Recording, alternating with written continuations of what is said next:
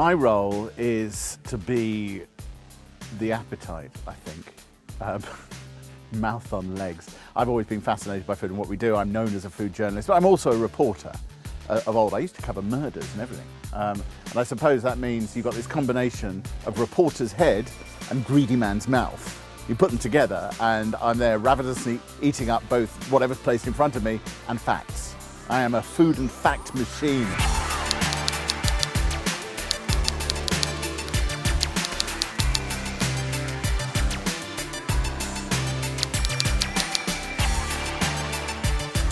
They needed a cook and I love to cook, so I cook various things. We do cheap cuts of meat every week, and we also do a food neurosis thing where we kind of test or bust food myths. And today I'm making a spicy Spanish Scotch egg with a romesco sauce, so I'm looking forward for the audience to taste that.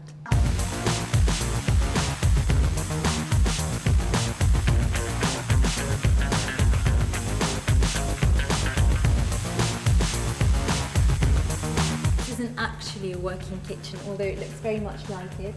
For example, that tap isn't even attached. I've got my deep fat fryer here, which I'll need later for my Scotch egg. It's a fantastic set, but none of it's real. None of it really works, like, apart from the cooker, which is lucky. We had a nightmare today when we were rehearsing, the electricity went and I couldn't cook anything, so I hope that doesn't happen later with the audience. It's a fantastic set. People kind of walk in, there's no chairs, there's nothing formal here. Everyone just mills around, tastes food, and yeah, I think we'll be having audience in soon.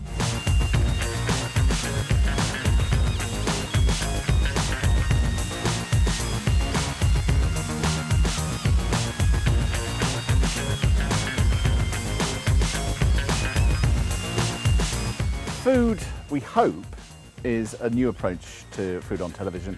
What makes this show different is that we are focused on the consumer, people at home, first and foremost. We're not a bunch of chefs handing down knowledge. It really is about people at home and what they eat and what goes on their table.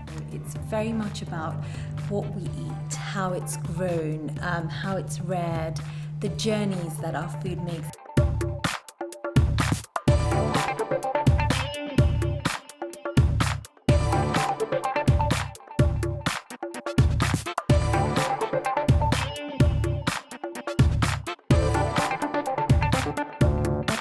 There is a major food crisis facing the planet in the next 10, 20 years. And so we're trying to look at that in as approachable and undidactic a way as possible so that we get the message across. Food isn't just something that turns up on our tables and we eat.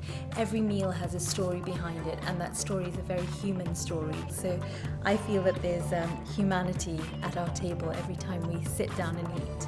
I know that too much food television becomes a little bit like a clinking cocktail party, which is very exclusive. We are not exclusive, we are very huggy and inclusive. We're lovely people here on Food. Well, I think if you enjoy food and you like to eat, then this show is for you.